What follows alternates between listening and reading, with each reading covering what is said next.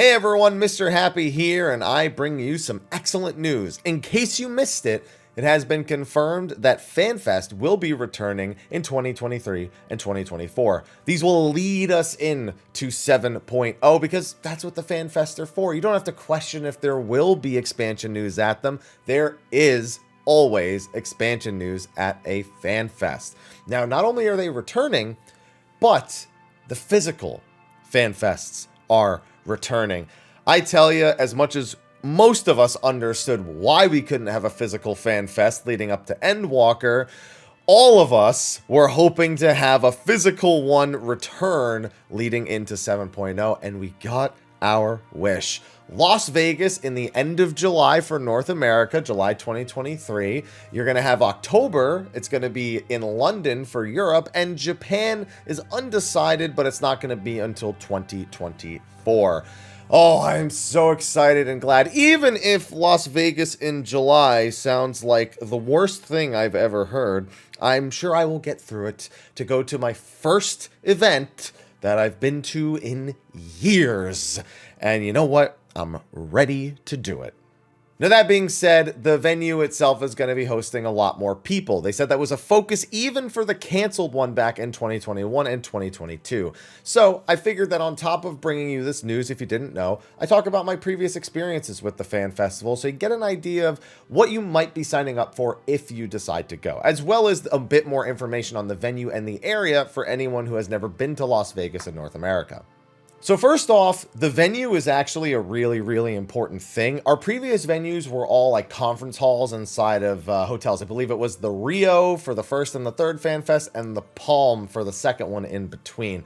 And they hosted a few thousand. I think the Rio held up to like 8,000 or 9,000 or something in that capacity. And those tickets went like that within seconds. Not only could the system barely handle the volume, but they were just gone anyway. So they said they would focus on making sure they had a larger venue. Well, how large is the Las Vegas Convention Center, you might be wondering? Well, if they were to rent out the entire thing, which they definitely won't do, it can hold up to 200,000 people. So let's just say they've got room to make sure they've got plenty of tickets to sell. Now, how much do I think will realistically be the number for tickets? I'm only speaking in conjecture. It's a guess. Square Enix has not told us this. I had to guess like 20,000. That seems like the right number given the growth of the game and the fact that the 8,000 to 9,000 last time wasn't remotely enough. So 20 to 25,000 seems like a good minimum. I'm really curious to see what they land on because I feel like less than that would not be good news personally, but I guess you also have to weigh that against the number of people who are comfortable to travel, who are comfortable to go to a convention, which I'll touch upon in a little bit. But that's going to be my guess, that they'll aim for about 20,000 people based on how things went last time. Now, the Las Vegas Convention Center is enormous. You can very easily get lost in it. So one bit of advice, make sure you have some sort of reference map or you learn the landmarks very quickly. Maybe the day before when you're going to registration and figuring out how to get there. Just make mental notes of certain things, because otherwise you might be spending a little bit more time actually walking around there than you maybe intended. Now, what kind of event is FanFest? Well, it's a very particular event. This isn't like a PAX or an E3 or even a BlizzCon, really, because we're only there for one particular title and one particular game. Not to mention that, a lot of the developers and whatnot, the community kind of treats like superstars, so it almost becomes really like an entertainment show on top of just being this mass information dump and fun times that we can have with our friends. But I gotta say, as the years went on in the first, second, and third FanFest that we actually had physically, the third one was by far the best. Not only was it really friendly and fun, something that was consistent across all of the different FanFests, but they just managed to get the balance right of activities that were available on top of just making sure all the systems were working properly. So no one really had to spend an exorbitant amount of time just trying to get into something in the show floor. There was just enough in the convention hall to ensure that you had a good time at the actual FanFest, but honestly, you'll probably find some spare time to just go do your own things. Maybe try out a restaurant for lunch that you had your eye on that's nearby, or go maybe see a show or plan something out. I actually went to see a Perfect Circle concert last time. That was like the day after, but you can plan things around this and make it a longer trip if you really want. So there's plenty of things to do if you don't know how much time you really want to spend in the convention hall itself. Speaking of systems that were improved, registration at the last one went so smooth.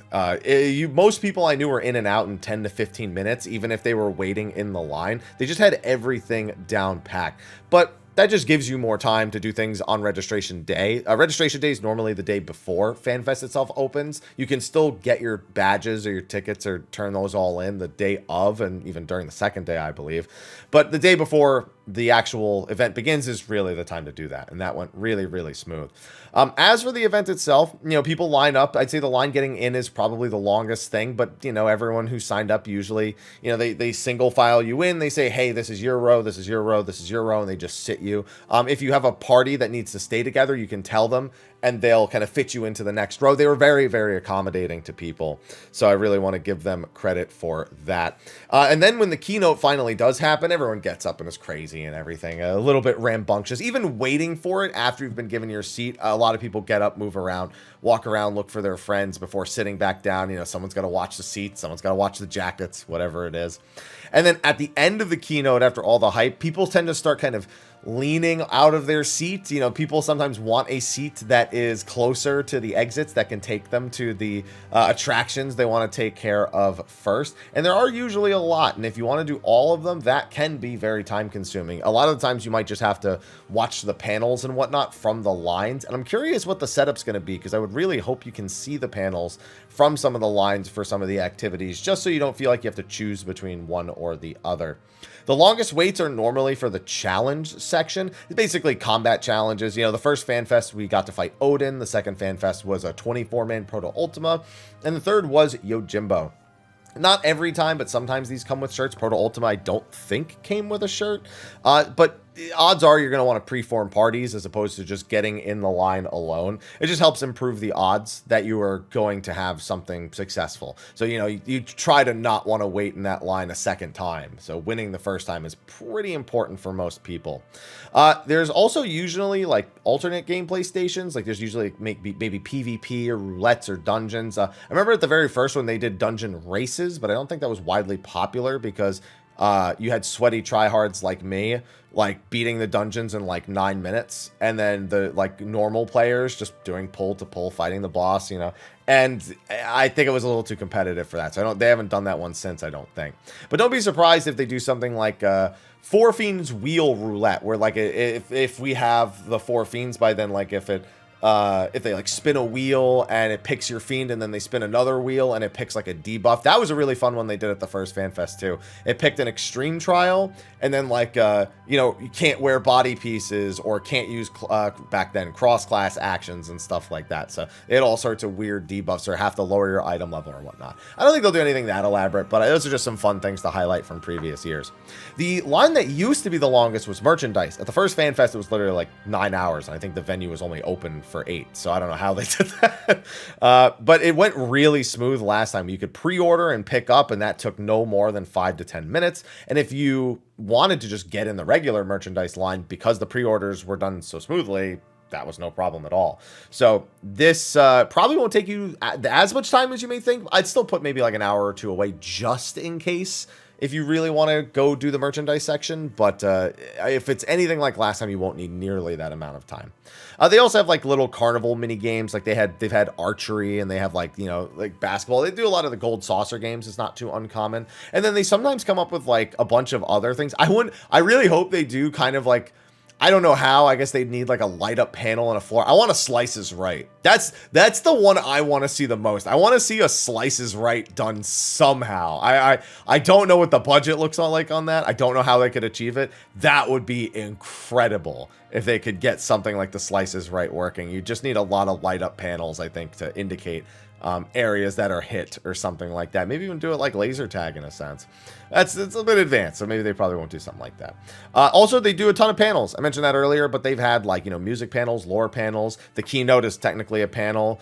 PvP tournament, a live letter. Sometimes they do. In fact, I think at almost every FanFest they do a live letter of some kind. My favorite panel they ever did was they had the lead developer for Uwu Ultima Weapon Ultimate actually break down every individual phase and mechanic, why they designed it the way that they did, and acknowledging like players being overly smart. Like they talked about how Garuda was kind of beaten by players in an unintended way, but they had a firm philosophy that if the players are smarter than us, we shouldn't punish them for that. They talked about how Ultima as an encounter was made with the streaming experience in mind. They wanted streamers to have that kind of flow at the early part of the fight and then make the discovery about the woke mechanic. And they designed it literally to be more hype for streams. And that's really cool because that design is kind of flowed through bits and pieces of the ultimates that came after it. So it's a fairly iconic thing at this point.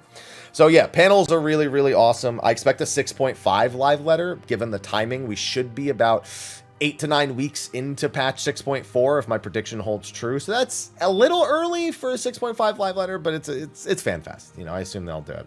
Oh, and finally, the big thing at the end of it all is concerts.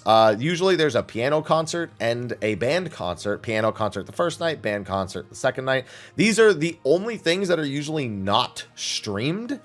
So everything else, if you don't actually go, is normally streamed online, minus the concerts and sometimes one or two other things.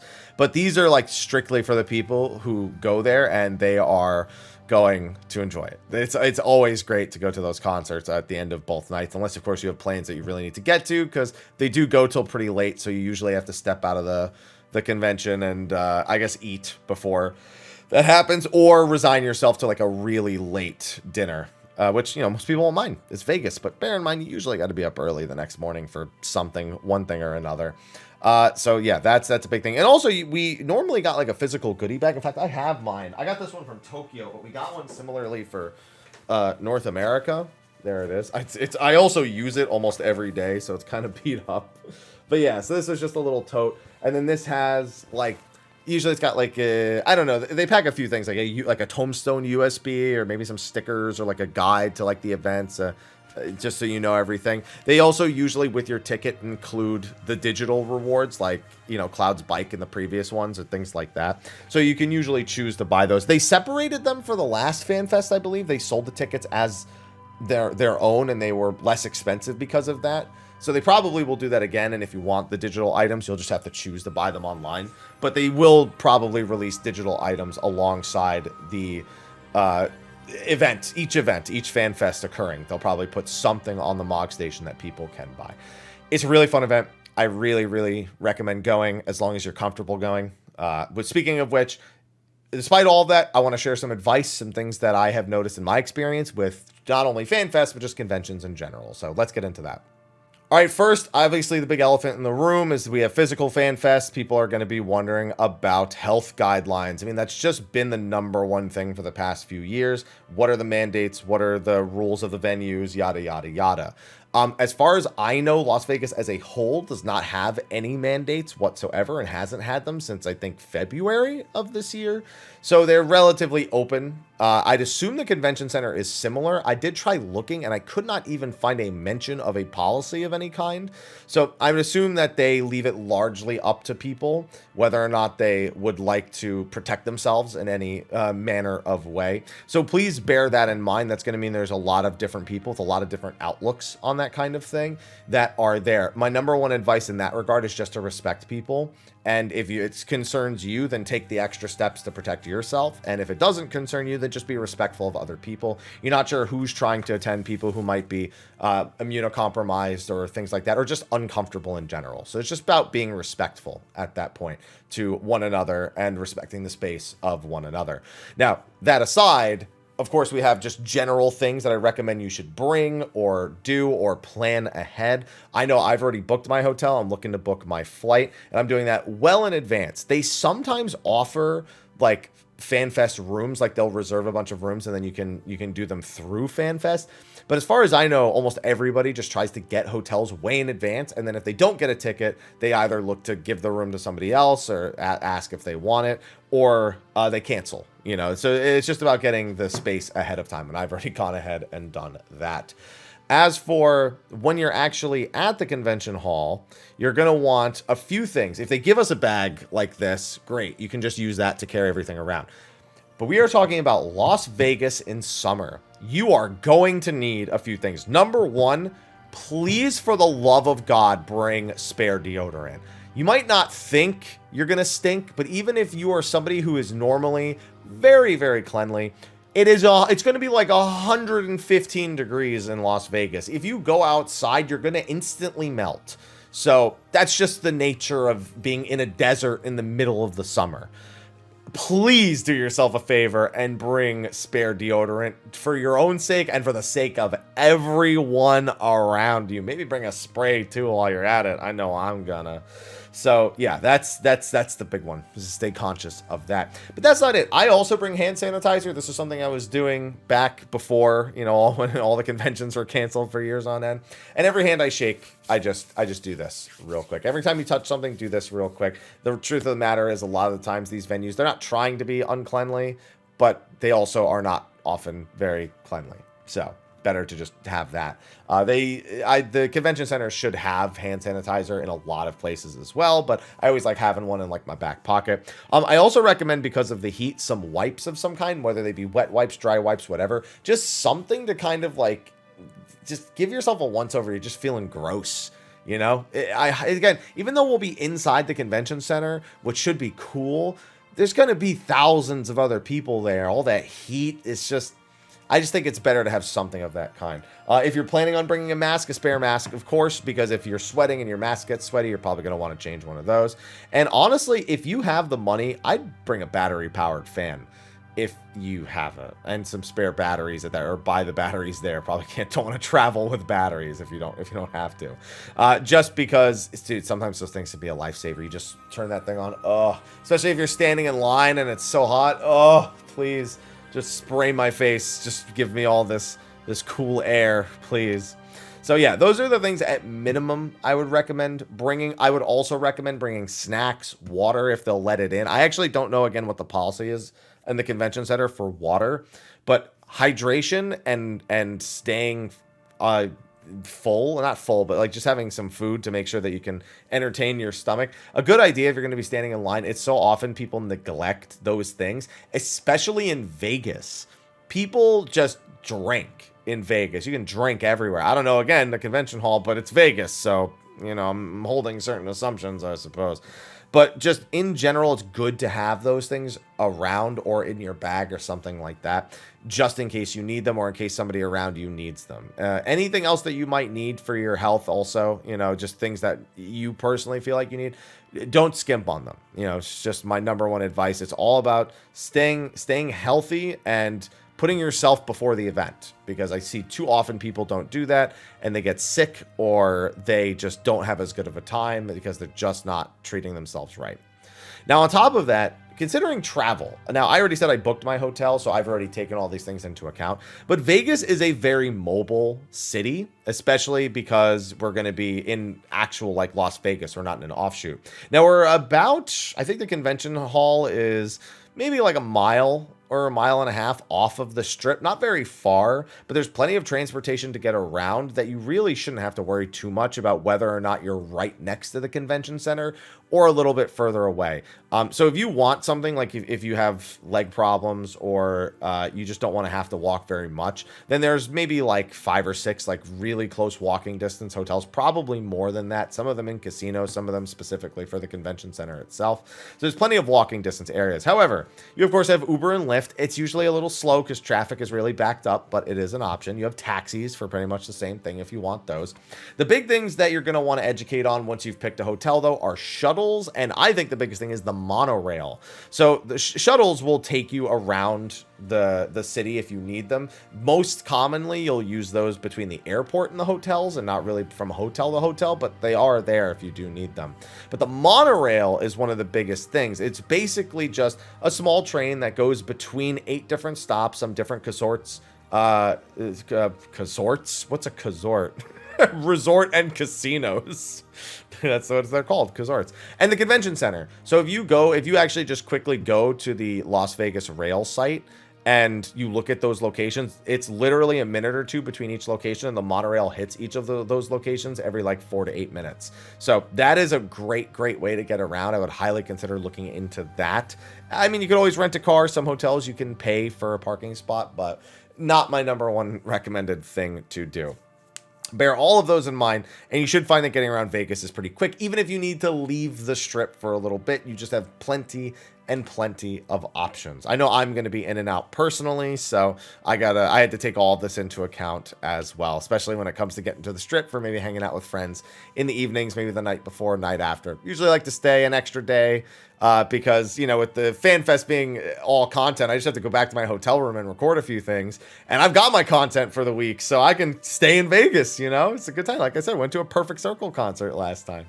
But I think that's all I really have to say. I guess the only other real thing is that if you see me there, and again, I'm almost certainly going to be going. I don't see, you know, obviously we don't know what will happen in the next, you know, 8 months, 9 months. And you always have to have that in the back of your mind now. It's unavoidable. But assuming that everything goes according to plan and I can be there, I, of course, will be up for pictures and all the usual, but I am someone who is very health conscious. So don't be surprised if you see me maybe distancing myself a little bit. If you see me with the hand sanitizer every time I shake a hand, I'm probably not going to be looking to do things like big hugs or anything like that, especially if I don't know people very well. And I'm just going to be extra safe because that's what makes me feel good. That's what makes me feel okay. But I, of course, will always be down for pictures, you know, answering questions, talking to people. So if you see me, don't be shy. I'm the shy one. I'll be awkward for both of us, so don't worry about that. And I really can't wait. As for North America, I'm only planning on going to North America. I would love to go to Europe and Japan, but I cannot guarantee that those will happen. Very expensive, and I'm still recovering from stuff that happened earlier this year, so I'm not even thinking that far ahead. So I'll worry about that when we get to it at that point.